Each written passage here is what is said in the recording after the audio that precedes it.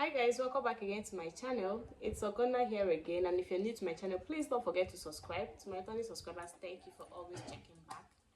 Last week was my birthday, and prior to that, I had this period where it was like a bittersweet moment for me. I struggled with my emotions. It felt like it just hit me that I was getting old, and I had a lot of things that I had planned to achieve that I was not achieving. I was not ticking my boxes and the rest of it. And I was able to come out of this, and that is why I'm making this video. I'm making it to share tips to people who are about the same age with me, who might be going through what is normally called a midlife crisis. It's not always as easy as people make it feel. When you think you're getting old and you're not achieving everything that you've set out to achieve at a certain point in life, it can be difficult, it can be depressing, it can affect your emotions. And so I'm sharing this video with all of us so that we can use these tips to help ourselves when we're in this situation. So one of the things I did was to count my blessings. Yes, counting your blessings is very important when you're experiencing something like this. Sometimes we forget some of the things we've achieved because we're still chasing some other things. We forget the little blessings, the little miracles. We forget some reasons that we have to be grateful for. You know, it's just like the way we sleep and wake up every morning, and we don't even always count that life that we have as a blessing. We just go back to the hustle of asking God, asking God, asking God. So one of the things I did was to return back to myself and then count my blessings, count the good things that has happened to me, the things that I have in my list that I have done, and the things that I did not even have in my list that God has done for me too. So it also gave me more reasons to be grateful and not just reasons to feel like I'm underachieving. Something else I did was to hold myself accountable. Yes, because I also have a part to play in some of the things that I've not achieved, and this has to do with some of the bad habits that we have as individuals. Some of us are very good in procrastinating. I am one person that I know that one of the major things that affect me is my procrastinating habits. So there are things we know we should do to help ourselves. There are things some of us know what to do, but we don't just do them, and at the end of the day we feel like, okay, this thing is not working out for me, but we've not put in the work. Because when you put in the work, you surely see results, or at least when you don't achieve it, you know that, okay, I did my best. But some of us, we don't exactly put in this work, and then we want magic to happen. That's where holding yourself accountable comes in. You identify your flaws, your bad habits that are denying you this progress that you know, but you've not been working on them. So you have to like step up from them.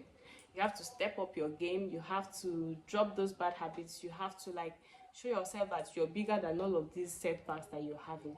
Something else I did was to find happiness in the little moments. Don't always wait for something big to happen. Finding happiness in the little things can really help us. You don't have to wait for the big moments to be happy. Also remember that human wants are insatiable. There is always something else that you're going to be looking forward to. There's always something else you're going to be pursuing. So try to be content with what you have already. If not, you're always going to be feeling depressed. You're always going to be down because there is always going to be something you're pursuing. Sometimes when you get this, there's another thing. At first you're looking for a job, you get the job, then the next minute you're looking for something else, you get that, and then the next minute. So it's going to deny you happiness if you're not conscious of it. You have to be conscious. You have to tell yourself, you have to remind yourself of some of the things that you've achieved already, so that it can keep you in check. You also don't have to wait for the big things to be happy. The small milestones, the small moments, the small miracles, the small things that are happening in your life, try to be happy for them. Try to celebrate them. Help yourself bring in a little spark in your life, you know. Also, one other thing I did was to start something new.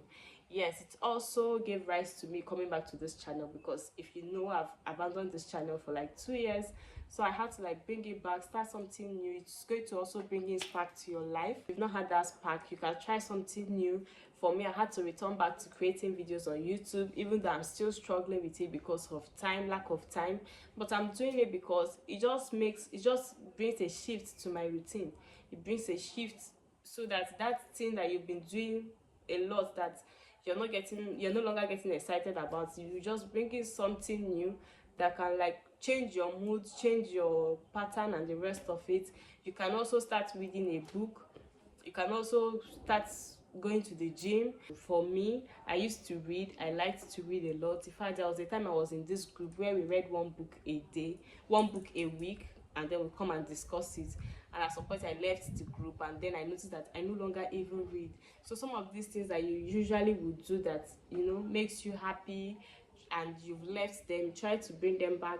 I know we are now more busy, you get busy, you don't have time again, but you can just find time in the little places to do some of these things, to bring back that joy and spark in your life, because it's what is going to help you pull off from that your mood swing, pull off from that your depressing state, like just bring you back to the mood that you want to be in. You can also take some free online courses if you don't have the money, or just pay for a few cheap online courses to improve on your skill, to improve on your craft. If you're working, you can just take a course in your line of work, you know, something to just all these things can just make you to feel like, okay, you're actually improving on yourself and you're not just being there. So sorry, this was how this video ended. I didn't know there was no ending for it. Thank you for watching this far. Please subscribe to my channel and do not forget to drop a comment. Thank you for watching.